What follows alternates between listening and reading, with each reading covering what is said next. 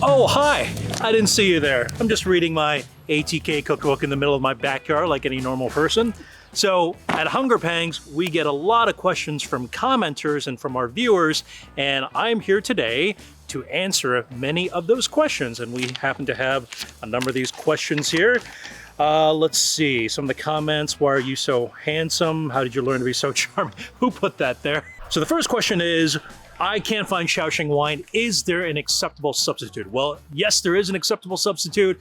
A little bit about Shaoxing wine. First off, it's from the town of Shaoxing off the eastern seaboard of China, and it's a fermented rice wine. And the thing about Shaoxing wine is it's amber in color, it's a little bit sweet, it's used in a lot of different types of cooking, and if you can't find Shaoxing wine, just use dry sherry. But I gotta say that you can get Shaoxing wine pretty easily. You can order it online, it's about under $10, and it's a really versatile wine that you can use in a lot of Chinese cooking.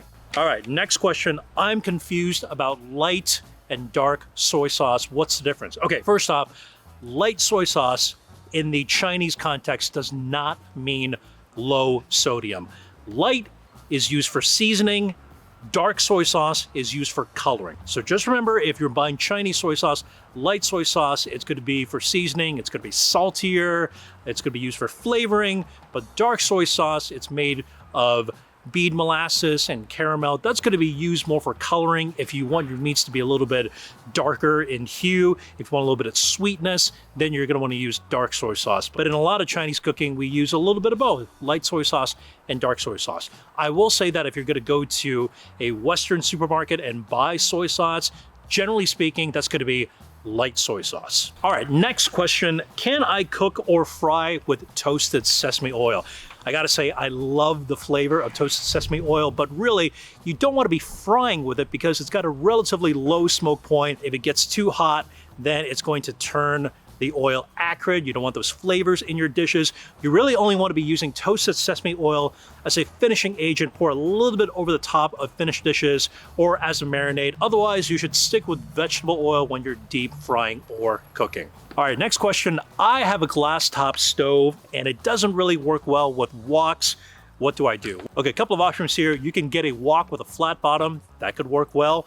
But say you can't find one, well, I gotta say a lot of our favorite dishes, you can use a cast iron skillet or you can use a non-stick skillet as well. If it is a dish that requires high heat or it needs a lot of browning and searing for meats, then you might want to consider a cast iron skillet. Otherwise, a non-stick skillet, I'd say that you can probably cook 70 to 80% of all Chinese foods that require a wok with a non-stick skillet as well. Okay, here we have a question about our General Tso's chicken. I don't want to fry with all-purpose flour because I can't have gluten.